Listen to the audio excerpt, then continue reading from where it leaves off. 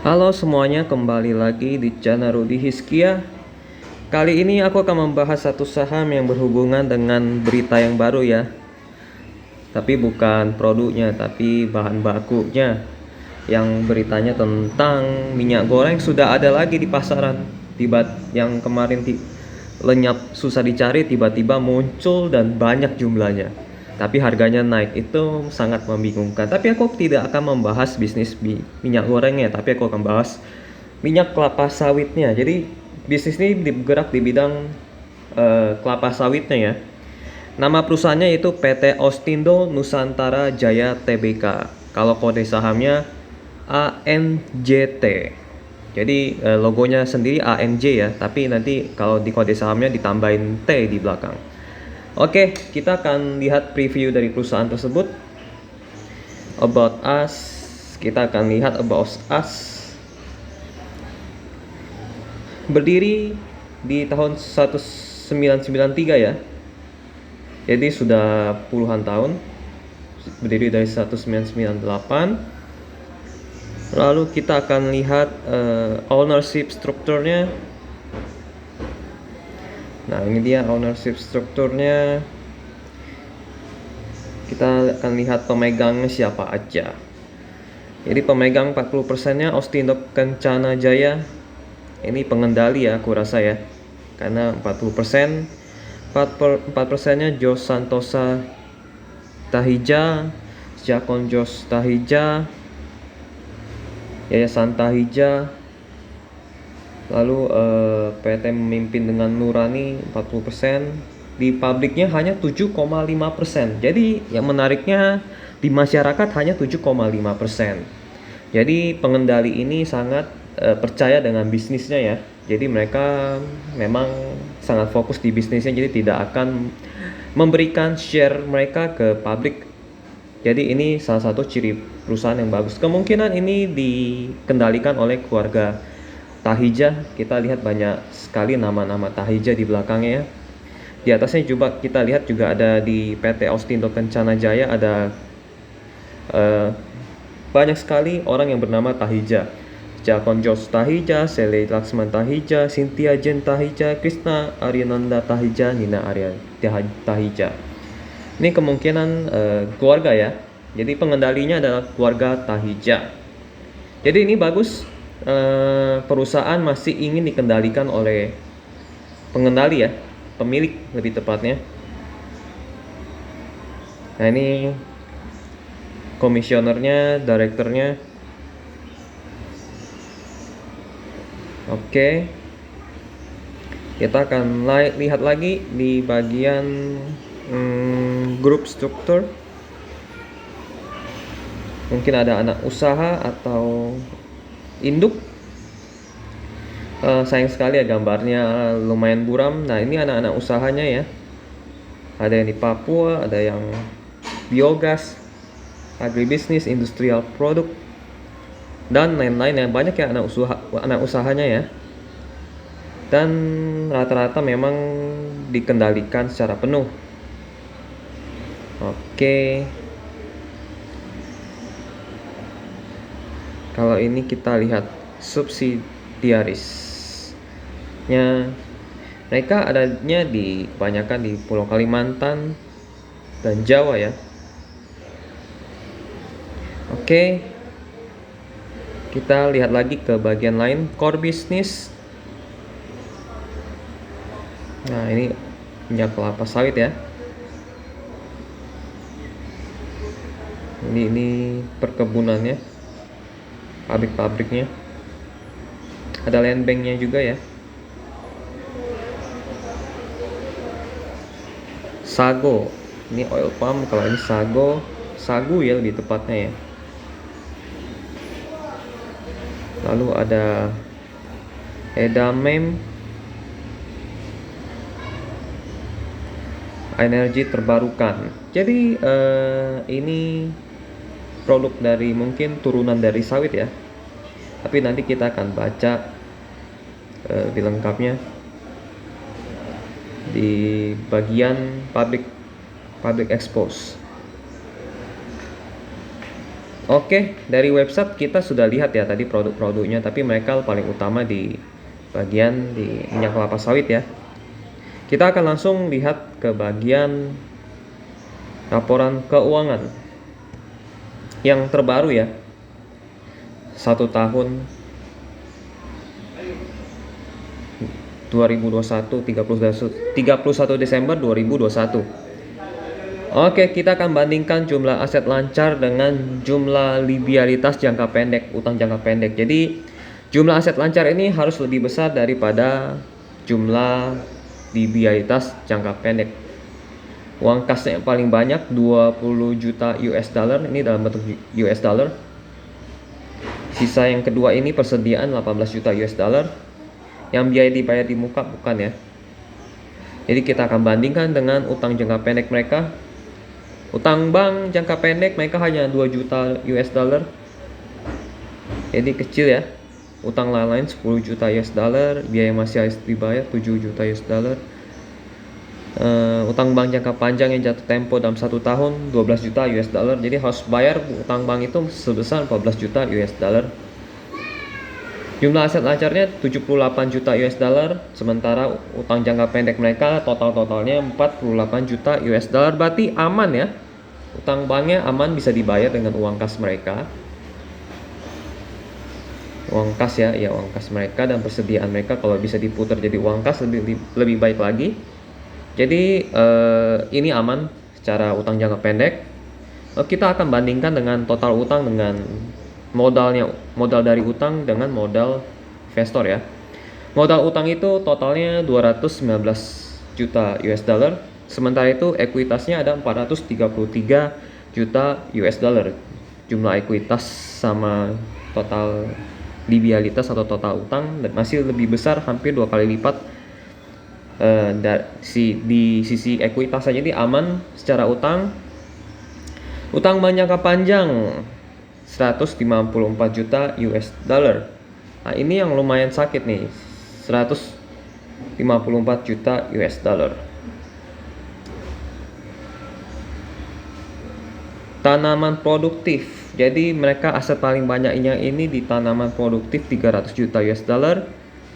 Lalu ada aset tetap 200 juta US dollar. Jadi utang jangka pendek yang aman.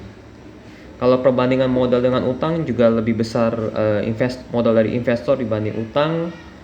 Utang jangka panjang 154 itu karena sifat jangka panjang harusnya bisa dicicil dan aman ya. Jadi secara rasio utang mereka masuk ke kategori yang resikonya kecil. Oke, kita akan langsung masuk ke bagian laporan laba rugi. Dan ini kinerjanya baik ya. Naiknya hampir 2 kali lipat. Jadi di tahun 2020 pendapatan mereka hanya 164 juta US dollar. Sementara itu pendapatan di 2021 naik menjadi 266 juta US dollar. Dan margin laba kotor mereka cukup tebal juga. Mereka hampir 40% kali ya kalau kita lihat. Laba brutonya 100 juta US dollar. Jadi ini bisnis yang sangat menarik karena margin laba kotornya sangat tebal, di atas 40% ya kalau kita perkirakan ya. Kira-kira ya. Ini menarik margin laba kotornya. Jadi biaya-biaya lain yang biaya fixnya itu pun juga masih tetap stay ya, tidak ada perubahan yang sama sekali. Beban penjualan meningkat ya, karena ada omset yang meningkat, pasti ada beban penjualan yang meningkat. Ada rugi kurs, tidak masalah. Laba bruto masih bisa menutupi. Laba usaha naik lumayan banyak dari tahun sebelumnya. Lalu kita akan lompat langsung ke bagian laba tahun berjalan. Laba tahun berjalannya naik berkali-kali lipat ya. Naik bisa hampir 1000% kali ya. Sekitar 1000% lah, 1600% dari yang tahun 2020 hanya 2 juta US dollar naik menjadi 39 juta US dollar. Jadi kinerjanya sangat baik.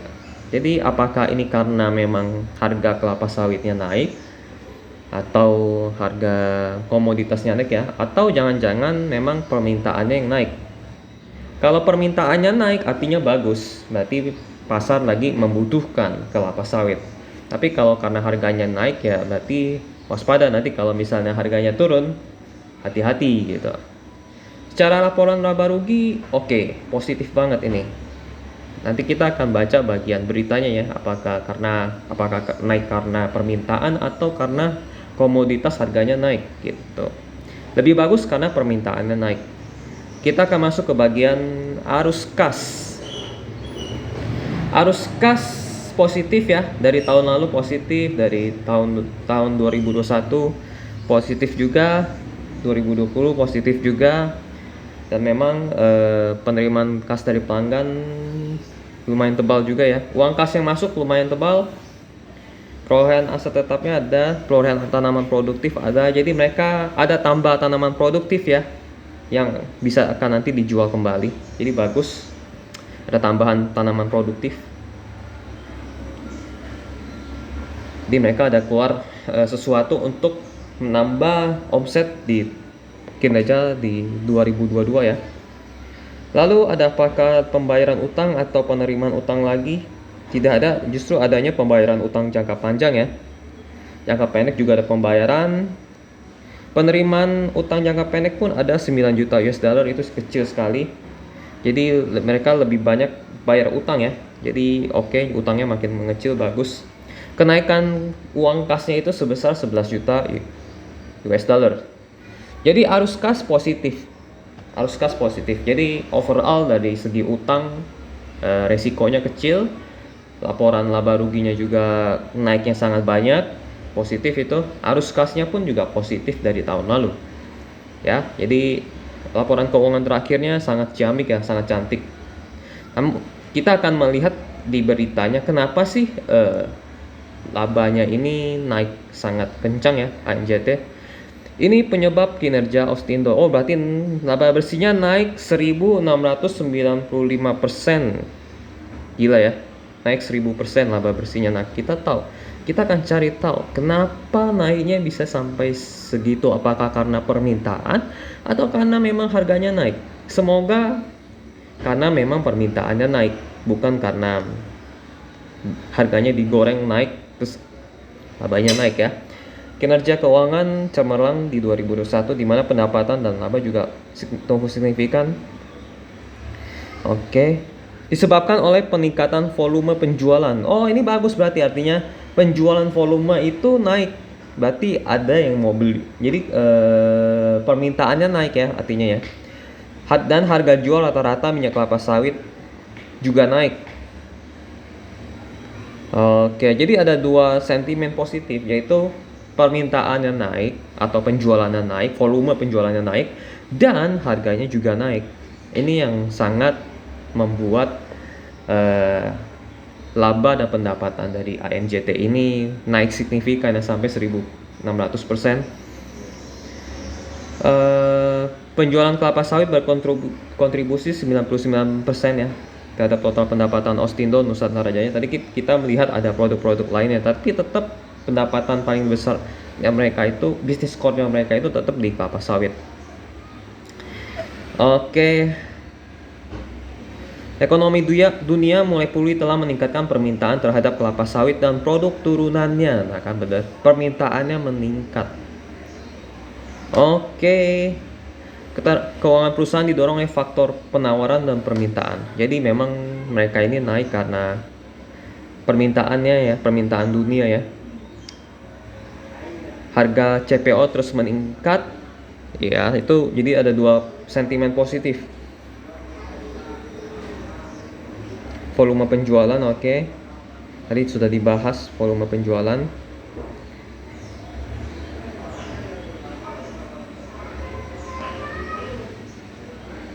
Sementara ini entitas anak NJT yaitu Gemit mulai ekspor edamame bekunya ke Jepang. Wah, jadi mereka akan mengekspor edamame bekunya ke Jepang.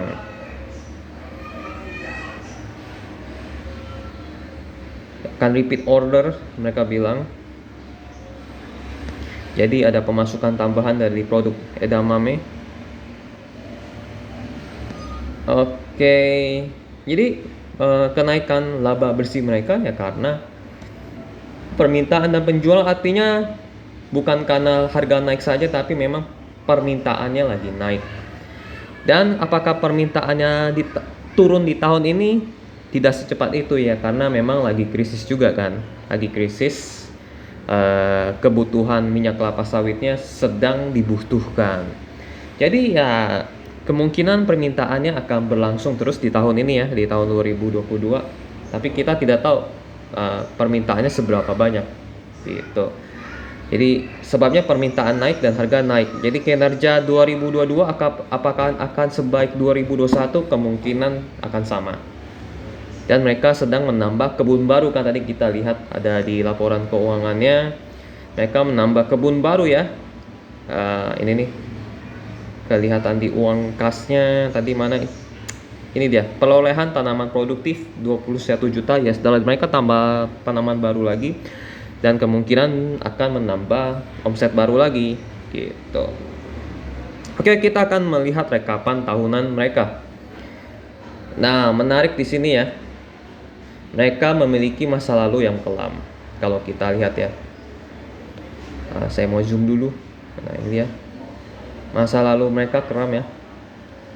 Di 2015 mereka mengalami kerugian karena biaya yang tinggi, biaya administrasi, biaya penjualan dan lain-lain. Jadi marginnya sebenarnya tebal. Hanya saja biaya tetapnya tinggi karena omsetnya kecil. Jadi omsetnya 125 juta US dollar. Sementara yang omset yang 2021 itu 266 juta US dollar. Jadi kalau selama omsetnya masih di bawah 150, mereka akan mengalami kerugian. Tapi untungnya mereka arus kasnya positif ya. Di 2016 mereka ada keuntungan, mungkin biayanya jadi sedikit ya. Kita lihat memang ada kenaikan omset sebesar kurang lebih 9 juta US dollar. Jadi mengakibatkan laba bersih 9 juta US dollar juga. Arus kasnya positif. Lalu 2017 naik signifikan itu disebabkan karena pendapatan lain. Pendapatan lainnya puluhan juta US dollar, sekitar angka mungkin 30 juta US dollar. Jadi tertolong lah sama pendapatan lain. Puluhan lah pokoknya. Kalau tidak mendapatkan pendapatan lain mungkin laba bersihnya hampir sama dengan yang di tahun 2016 gitu. Tahun 18 ya, tahun 2018 omsetnya turun dan akhirnya mengalami kerugian lagi. Arus kas operasional pun juga minus. Jadi selama harga menyerempet 151 juta US dollar, mereka akan mengalami kerugian ya. Dan di 2019 pun akibatnya omset mereka turun di bawah 150 juta US dollar, yaitu 130 juta US dollar, yang mengakibatkan laba bersih mereka turun atau rugi, bukan turun ya, rugi 4 juta US dollar. Karena tadi aku bilang biaya tetap mereka itu tinggi, biaya administrasi, karyawan dan lain-lain ya, biayanya tinggi, akhirnya mengakibatkan mereka mengalami kerugian. Arus kasnya positif. Jadi kalau mereka mau untung ya memang omsetnya harus gede. Jadi ya seperti tahun 2021 omsetnya di atas 200 juta US dollar. Akhirnya mereka bisa positif. Jadi biaya tetap mereka bisa tertutup oleh omset yang besar. Jadi kalau mereka mau untung besar, omset mereka harus besar, permintaan pembelian memang harus tinggi juga. Jadi cara menyelamatkan perusahaan ini ya tingkatkan omsetnya saja, tingkatkan penjualannya saja, volume penjualan. Jadi pasti aman. Di 2020 omset 164 juta US dollar itu ditolong oleh untung kurs ya. Itu pun juga bukan untung karena memang kursnya US dollar dalam bentuk US dollar naiknya sebesar kemungkinan 3 juta US dollar. Dan aku lihat kalau dihitung-hitung sebenarnya 2020 itu mereka rugi. Nah, karena ketolong untung kurs. Jadi ini merupakan perusahaan yang kalau dari tahun ke tahun ini memang kalau misalnya volume penjualannya kecil, mereka akan mengalami kerugian. Tapi kalau sekali mereka volume penjualannya naik tinggi, nah ini yang mengakibatkan kinerja mereka menjadi baik. Jadi ya memang salah satu harapan bagi perusahaan ANJT ini atau Ostindo Nusantara Jaya ini agar tetap berkinerja baik, memang omsetnya ini harus di atas 200 juta. Lebih bagus lagi kalau setiap tahun ini mereka naik lah ya dibanding tahun yang sebelumnya. Gitu. Ini rekap dari laporan keuangan mereka ya. Tahunan ya, rekap tahunan. Jadi secara overall memang rekap punya PR yaitu tidak boleh omset mereka tidak boleh jatuh di bawah 200 juta US dollar. Mereka harus di atas 200 juta US dollar biar mereka mengalami keuntungan. Itu. Oke, kita akan masuk ke bagian presentasi mereka ya, presentasi mereka kepada publik. Mereka dilakukan di 9 Juni 2021 di tahun lalu ya. Oke, ini catatan penting, lewati saja. Ini sekilas ya, sekilas. Jadi kita langsung lihat di bagian kanan saja ya grafik. Apa mau lihat di sebelah kiri dulu? Kita lihat sebelah kiri saja. Menghasilkan, tua, belum menghasilkan, menghasilkan itu warna hijau kali ya. Menghasilkan prima, oh yang prima yang warna kuning atau orange atau kuning, emas atau orange ya. Itu yang paling bawah. Menghasilkan prima itu 8-20 tahun. Jadi tanaman ini harus memang umurnya 8-20 tahun.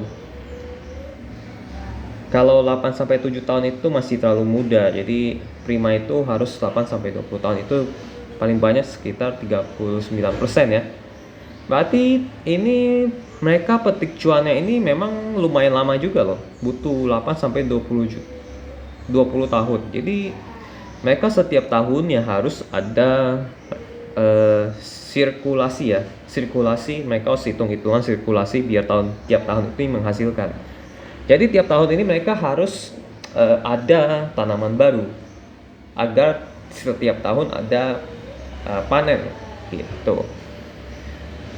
Oke, kelapa sawit masih tetap yang paling tinggi 99,2%, lain-lain hanya 0,8%. Pemegang saham pengendali 92% ya, tadi kita lihat juga sama-sama, masyarakat hanya 7,6%. Jadi ini artinya tandanya bagus, pengendali ingin usahanya dikendalikan oleh mereka sendiri, tidak ingin dicampur tangankan oleh pihak-pihak luar, artinya bagus gitu. Ini sangat kecil loh, mendekati batas free float ya. Nah ini tadi kita sudah lihat ya dari keluarga Pihaji ya atau apa gitu ya. Ini mereka perusahaan keluarga sepertinya. Oke, ada penghargaan di 2021, meningkatkan tingkat ekstraksi sagu, melakukan ekspor edamame ke Jepang. Jadi mereka mulai ekspor edamame ke Jepang ya. Operasional dan keuangan tadi kita sudah lihat ya, dan kita lewatin saja. Segmen CPO, produksi, harga jual produksi kebun inti menurun. Oh ini kuartal 1 bukan menurun, meningkat justru. Pembandingan yang paling kiri atas kuartal 1 2020 dengan kuartal 1 2021 naik ya. Di produksi CPO pun naik. Produksi PK juga naik. Lalu harga jual rata-rata pun juga naik. Jadi dari 2020 sampai 2021 naik. Segmen sayuran dan sagu, edamame turun, justru edamame turun produksinya. Produsen edamame meningkat sangat tebal. Jadi produksinya turun tapi produksi frozen edamamenya meningkat sangat tajam. Produksi sagu naik, lalu ekstraksi sagu juga naik lumayan jauh. Pendapatan bersih naik ya. Tadi kita sudah lihat laporan keuangan, kinerja kuartal juga kita sudah lihat. Benchmark perusahaan kelapa sawit, benchmarknya banyak ya. Oke, karena aku nggak ngerti soal kelapa sawit atau tanaman atau tumbuhan produk bersifat sawit gitu, mungkin teman-teman buat yang ngerti bisa tolong bantu tulis di komen maksudnya apa gitu kan. tentang tabel ini, tapi ya memang kita karena kurang ngerti ya lewatin aja kali ya. Strategi pertumbuhan ANJ. Nah, ini yang paling penting sebenarnya buat investor. Jadi soal teknikal biar manajemen saja yang urus, kita hanya lihat kinerja keuangan mereka apakah baik. Kalau baik kita invest, kalau enggak ya kita tidak akan masuk. Mencari profil usia kelapa sawit yang seimbang untuk mempercepat pertumbuhan di masa depan seraya mempertahankan profitabilitas dan arus kas. Ini oke. Berarti mereka gimana caranya mempercepat pertumbuhan ya. Jadi nggak usah nunggu 8 tahun baru panen, tapi semakin cepat tumbuh dan bisa dipanen lebih bagus gitu. Ini oke nih, ini strateginya oke. Lalu yang nomor 2, strategi yang memulai keunggulan operasi dan peningkatan produktivitas melalui inovasi agronomi, teknologi, dan transformasi digital seperti mekanisasi pengelolaan perkebunan menggunakan GIS dan IPMS. Aku juga ngerti kemungkinan berhubungan dengan penyiraman dan lain-lain ya. Lalu inovasi untuk mengurangi dampak cuaca ekstrim akibat perubahan iklim seperti pengomposan, drip, vertigisasi, dan pengelolaan air. Oke, lebih sifatnya maintain. Ini belum ngomongin soal bagaimana profit mereka naik ya. Itu yang profit naik ya ada di nomor 1 biar siklus mereka panen lebih singkat. Nomor 4-nya meningkatkan volume produksi dan ke tingkat yang berkelanjutan secara komersial dalam 3 tahun ke depan dan memasuki pasar baru untuk segmen bisnis sagu dan sayuran. Oh, ini bagus nih. Jadi mereka pendapatan tidak hanya dari sawit tapi dari sagu dan sayuran atau edamame tadi ya. Jadi pendapatan mereka ada tambahan ya, dan mereka ini baru ekspor ke Jepang di tahun 2021 dan mereka tadi juga buka lahan baru ya. Kemungkinan bisa juga untuk sayur-sayuran atau kelapa sawit dan sagu juga. Strategi aliansi untuk produk hilir minyak kelapa sawit. Jadi mereka akan membuat produk hilir ya, produk olahan ya dari kelapa sawit. Oke, mendapatkan nilai premium dari praktik berkelanjutan termasuk pasar karbon seperti traceability, pasar premium, dan sertifikat berkelanjutan penanaman karbon dari area konservasi. Oke, yang bersifat untuk menambahkan omset atau laba bersih di tahun 2022 ya paling nomor 1 dan nomor 5. Nomor 1 biar kecepatan sirkulasi panennya lebih cepat dan lebih sering. Nomor 5 mereka nomor 4 dan 5 ya. Kita ke nomor 4 dulu, mereka memasuki pasar baru ya. Jadi ya membuka pasar baru lah ya di segmen bisnis sagu dan sayuran. Itu juga bisa meningkatkan omset, tapi kontribusi tadi kita lihat kontribusinya hanya 0,8%, jadi masih kecil, jadi tidak signifikan ya. Nomor 5-nya untuk segmen hilir dan hilir minyak kelapa sawit ya. Jadi mereka akan mengolah. Kita tidak tahu apakah ini sangat berdampak bagi laporan keuangan mereka omset di tahun 2022. Apakah naik banyak atau naik sedikit? Ya kalau mau naik banyak ya memang bisnis mereka harus tetap dijual di minyak mentah mereka, karena memang kontribusinya masih 99% kan. Jadi memang harus ada pertambahan permintaan biar omset mereka naik. Nah, kita nggak tahu nih pertambahan permintaannya ada atau tidak. Kalau misalnya tidak ada pertambahan permintaan, kemungkinan kuartal 1 di 2022 ini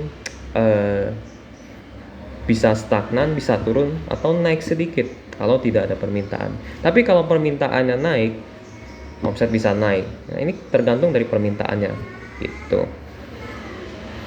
Oke, kita akan masuk ke halaman berikutnya ya. Komitmen berkelanjutan ANJ ada kelangsungan ekonomi jangka panjang, kesejahteraan manusia, pemeliharaan sumber daya alam. Oke. Pabrik keberlanjutan ya, karena memang kelapa sawit ini cenderung buka lahan kan. Jadi yang menjadi isu lingkungan ya, karena mereka kalau mau omsetnya naik, mereka harus buka lahan, tanam tanaman baru. Ketika mereka buka lahan, artinya mereka membuang hutan dan ekosistem yang di dalamnya ya. Ini yang menjadi isu. Dan kalau misalnya perusahaan-perusahaan sawit memiliki teknologi tanpa buka lahan, misalnya tanaman pohon yang lama atau yang sudah layu bisa dijadikan baru lagi, ini lebih bagus. Tapi kalau misalnya tidak bisa ya memang ini menjadi isu yang lumayan serius ya, karena hutan-hutan di Indonesia mulai sedikit demi sedikit mulai berkurang, dan ini efeknya ke lingkungan. Jadi kalau untuk kelapa sawit ya kita jangan berharap mereka omsetnya bertumbuh. Nah ini bahaya kalau kita minta mereka omsetnya bertumbuh, berarti ada hutan yang hilang, karena mereka harus buka lahan baru. Intinya di situ. Ya paling dividen saja sih kalau kita mau cinta lingkungan. Ini ada mari bangun, dan mereka seolah-olah ingin hutannya ini ya terjaga ya. Oke, ini presentasi dari mereka. Kita akan kembali halaman ini ya.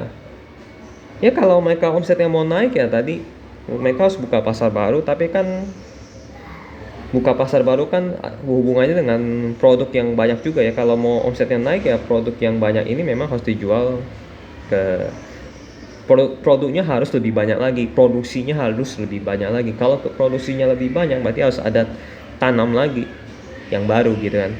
Itu tanam yang baru berarti artinya buka lahan lagi. Ya jadi kalau misalnya mereka ada tadi kita memang lihat ada tanaman baru yang ditambah ya, tadi kan ada pembelian apa namanya kalau yang di laporan keuangan ini ada namanya penambahan perolehan tanaman produktif ya, perolehan. Jadi mereka beli tanaman produktif yang baru sebesar 21 juta US dollar, mereka tanam lagi tanaman yang baru ya untuk dijual. Nah, ini yang bisa meningkatkan omset. Jadi kalau misalnya, tapi kan tanaman ini kalau misalnya dari bayi ya harus tunggu 7 tahun kalau kelapa sawit. Tapi kalau misalnya seperti sagu dan sayuran, aku nggak tahu nih, ini mereka siklus panennya apakah bisa di bawah 1 tahun atau tidak. Kalau bisa di bawah 1 tahun itu menarik. Gitu. Jadi untuk nextnya kita akan melihat tanya jawab ya. Nah ini tanya jawabnya. Ada 5 halaman, kita baca saja. Umur rata-rata tanaman kelapa sawit perseroan ada 12 tahun dan produktivitas sebesar 21 MT per hektar ya. Bagaimana jika dibandingkan dengan standar produktivitas seperti yang ditetapkan Pusat Penelitian Kelapa Sawit?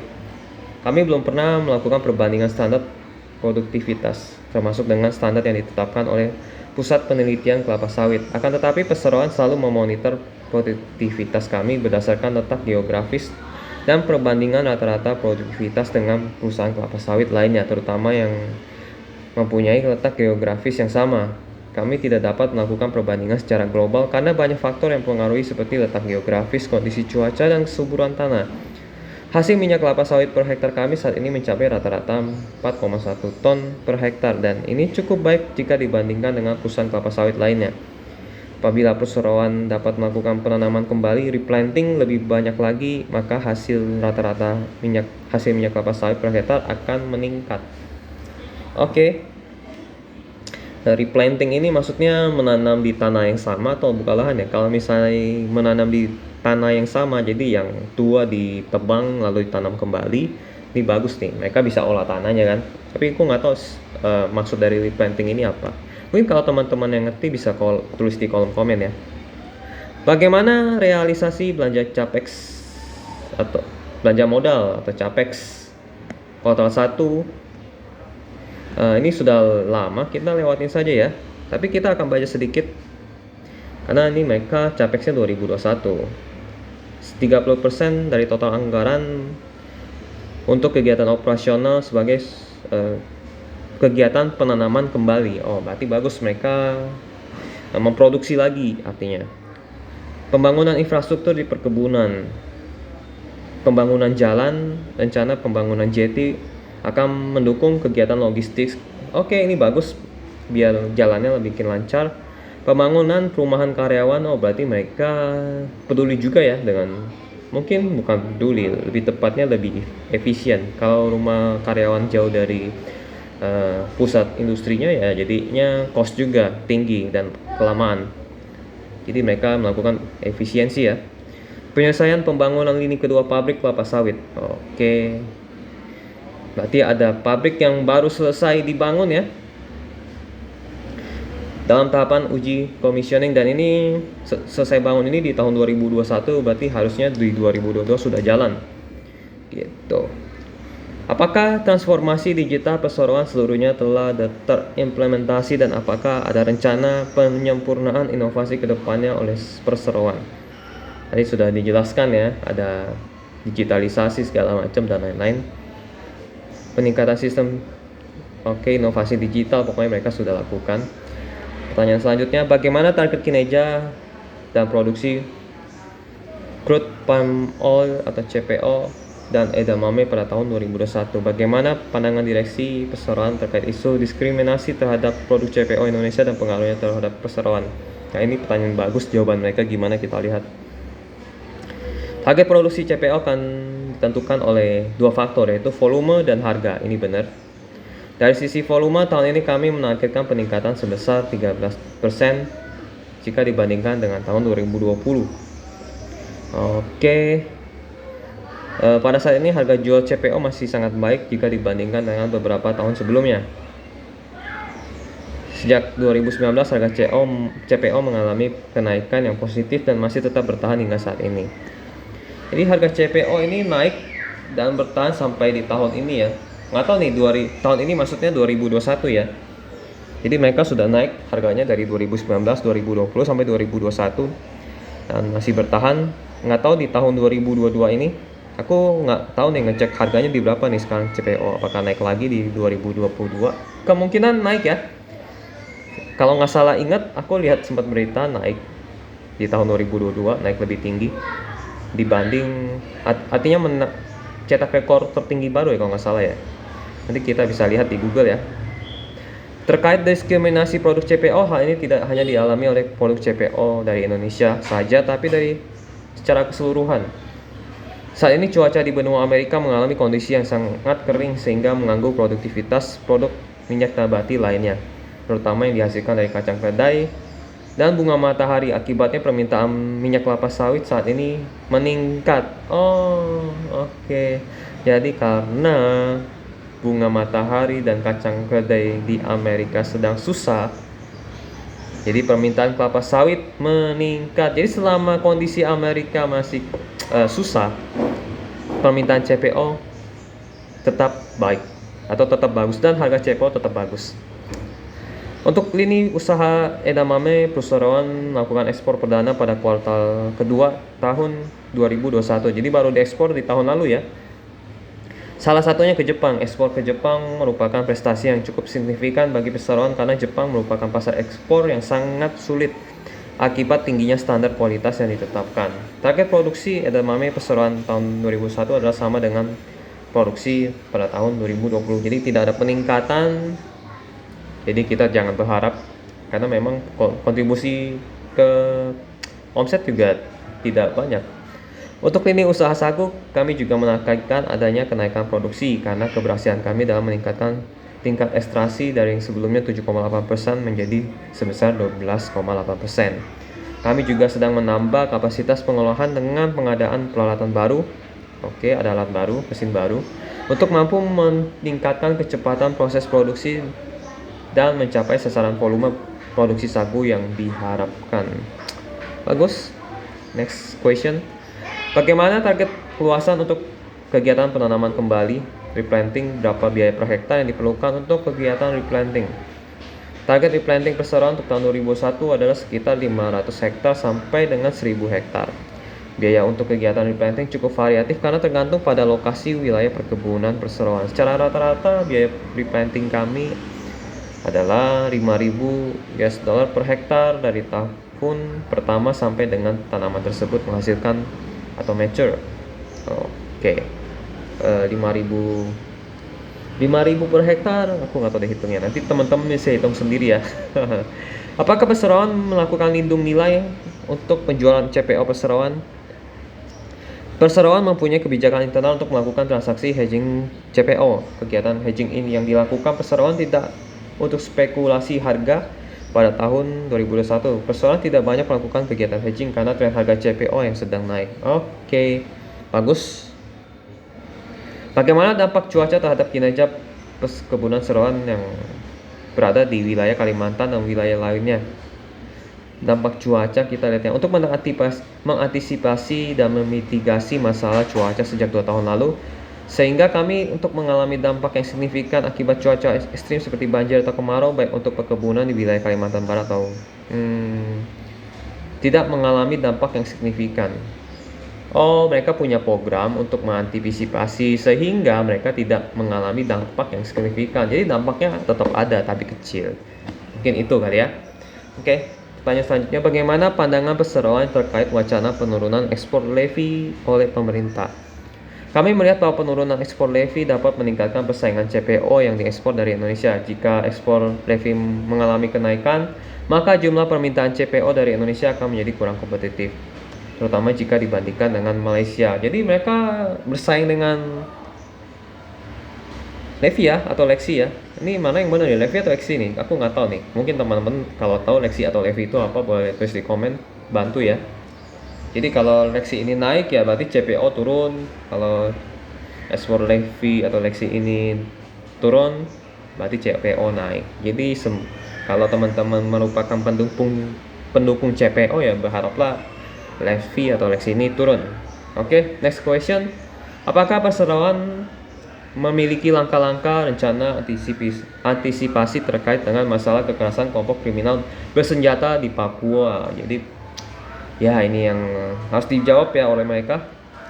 Kekerasan KKB terjadi di Provinsi Papua, sedangkan letak perkebunan kami berada di Provinsi Papua Barat. Oh, berbeda wilayah ya, berbeda wilayah. Wilayah operasional kami di Papua Barat dalam keadaan yang relatif aman. Kami terus mengembangkan prinsip responsibility development, dan kami telah membangun hubungan yang baik dengan masyarakat lokal di wilayah sekitar operasional perseroan yang berada di Papua Barat tersebut. Jadi aman karena beda wilayah. Apakah perseroan mempunyai rencana atau strategi aliansi untuk mengembangkan produk midstream atau refinery atau biodiesel atau downstream oleochemical? Perseroan belum mempunyai rencana strategi aliansi saat ini. Jika hal tersebut akan dilakukan, maka nantinya perseroan akan melakukan persetujuan dan arahan dari pemegang saham. Oke, mereka masih ini ya, memikirkan pemegang saham ya. Next, bagaimana penggunaan capex perseroan untuk kuartal pertama 2021? Biaya capex untuk kuartal pertama 2021 sebagian besar digunakan oleh perseroan untuk kegiatan replanting. Oke. Sejak 2014, perseroan telah memulai kegiatan replanting dan terus berlanjut setiap tahunnya. Biaya capex lainnya digunakan untuk penyelesaian pembangunan lini kedua pabrik sawit di Kalimantan Barat dan penyelesaian fasilitas pembekuan untuk lini usaha sayuran di Jember. Oke. Mengapa capex pada kuartal pertama di tahun 2021 lebih rendah dibandingkan 2020? Oke. Capex kuartal pertama 2020 lebih tinggi dibandingkan 2021 karena adanya beberapa kegiatan yang dilakukan, antara lain pembangunan lini kedua pabrik, penyelesaian pembangunan pabrik kelapa sawit, pembangunan infrastruktur jembatan di wilayah operasional Papua Barat. Jadi memang ada, mereka lebih ke infrastruktur ya, dan pabrik-pabrik yang mereka harus bangun. Oke, mengapa? Jadi maksudnya 2021 tidak ada infrastruktur dan pembangunan, jadi lebih kecil. Mengapa biaya kas untuk produksi kuartal pertama 2021 lebih rendah dibanding kuartal pertama 2020? Perhitungan cash cost dipengaruhi oleh total biaya volume produksi.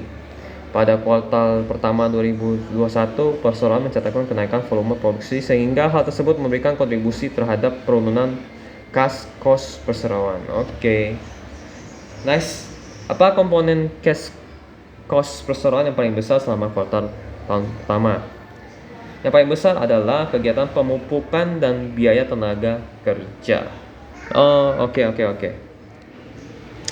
Lalu, apakah pungutan ekspor minyak kelapa sawit yang bersifat progresif berdampak secara signifikan? Nah, pungutan sawit secara progresif akan berdampak sama untuk keseluruhan perusahaan yang bergerak di industri kelapa sawit.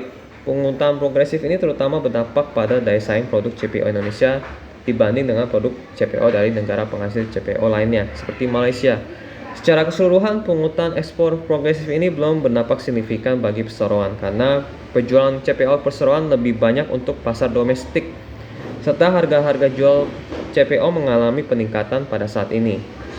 Jadi mereka diuntungkan karena mereka menjual di dalam negeri. Kalau misalnya mereka jual di luar negeri, ya mereka mungkin ada dampak progresif ya. Akan tetapi bila dibandingkan dengan nilai bersih penjualan yang diterima oleh produsen hulu yang berada di Malaysia, maka nilai bersih penjualan yang diterima perseroan serta produsen hulu CPO domestik lebih rendah dibandingkan dengan produsen di Malaysia.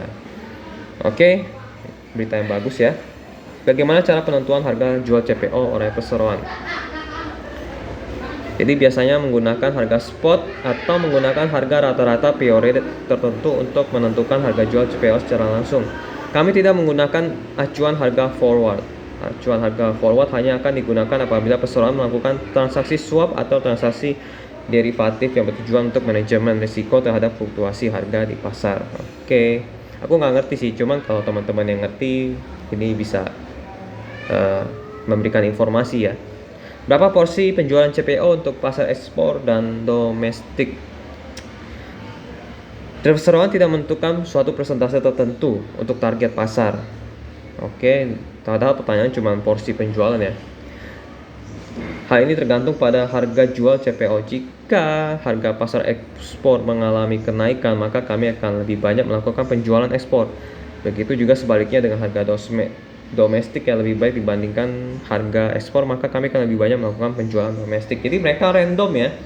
Kalau harganya lebih banyak naik ekspor, ya mereka ekspor. Kalau misalnya di dalam negerinya permintaannya naik ya harganya, ya berarti jualan di dalam negeri. Jadi random. Berapa target laba dan pendapatan perseroan untuk tahun ini? Tadi kita sudah lihat naik ya. Apakah si rapat umum pemegang saham bla bla bla bla. Jadi mereka akan bagi dividen. Jadi perseroan ini ternyata tidak pelit juga, mereka memberikan dividen 40% dari laba ya. Cukup banyak, 40% dari laba. Lalu bagaimana target ini ya di tahun 2021? Oke, harusnya sudah lewat, kita lewati saja. Bagaimana pengembangan produksi hortikultura dan okra saat ini? Target produksi edamame di tahun 2021 adalah sama. Oke, tadi kita sudah baca ya. Oke, sekian pertanyaannya, sudah habis. Jadi kita akan langsung masuk ke kesimpulan ya. Kesimpulannya, kalau dari keuangan masa lalu ya mereka kesulitan karena omsetnya kecil ya. Kalau misalnya mereka kalau omset mereka hanya 150 atau di bawah 200, mereka akan mengalami kerugian dari tahun 2015 sampai 2020. 2020 mereka untung karena ada untung kurs, tapi kalau nggak ada untung kurs mereka rugi.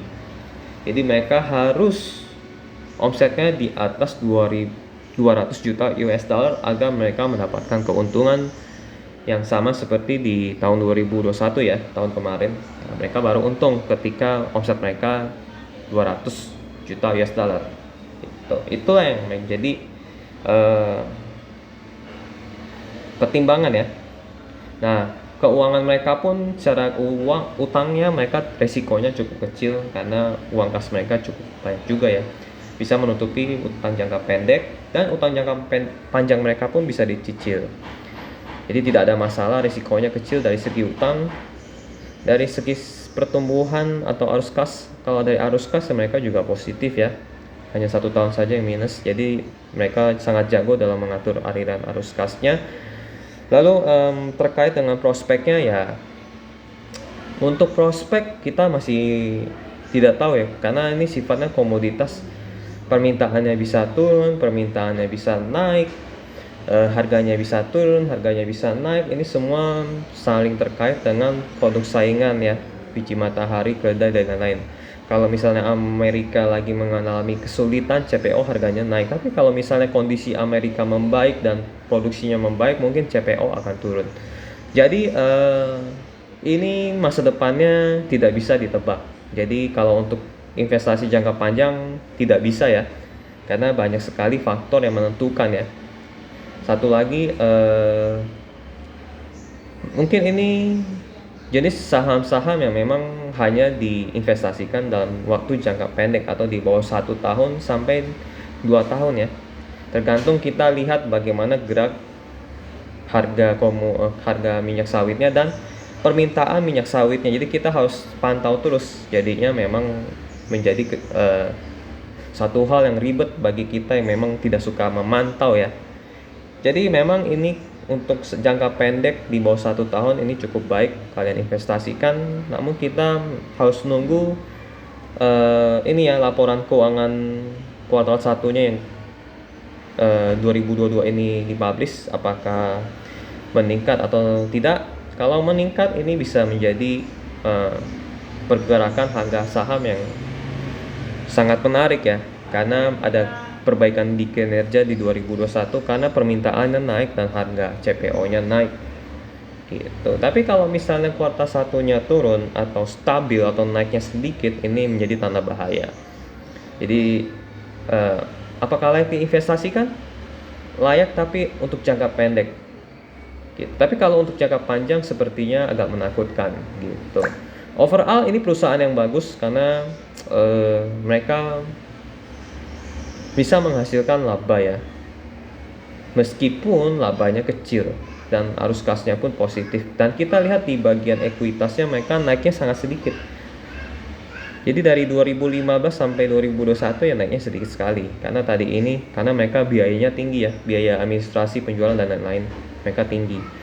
Jadi kalau misalnya mereka bisa mencetak omset di atas 200 juta terus setiap tahunnya ke depan, 5 tahun ke depan sampai 10 tahun ke depan, ini menjadi sentimen yang positif. Tapi kalau misalnya di 2022 mereka tidak atau gagal mencetak omset yang seperti 2021 ya, ini menjadi tanda yang buruk gitu. Sekian kesimpulannya. Jadi apakah layak? Ya layak untuk jangka pendek, tapi untuk jangka panjang ini agak menakutkan karena harga CPO bisa turun dan permintaan pun bisa turun tergantung saingannya mereka. Oke, sekian analisa tentang ANJT atau Austindo Nusantara Jaya. Jadi kalau misalnya ada informasi tambahan, kalian boleh tulis di komen. Kalian ada ingin mengkoreksi informasi juga boleh tambah di komen. Juga kalau misalnya kalian ingin meng-request saham-saham yang ingin dianalisa secara keuangan dan lain-lainnya, tulis juga di kolom komentar. Jadi semoga informasi ini bermanfaat ya.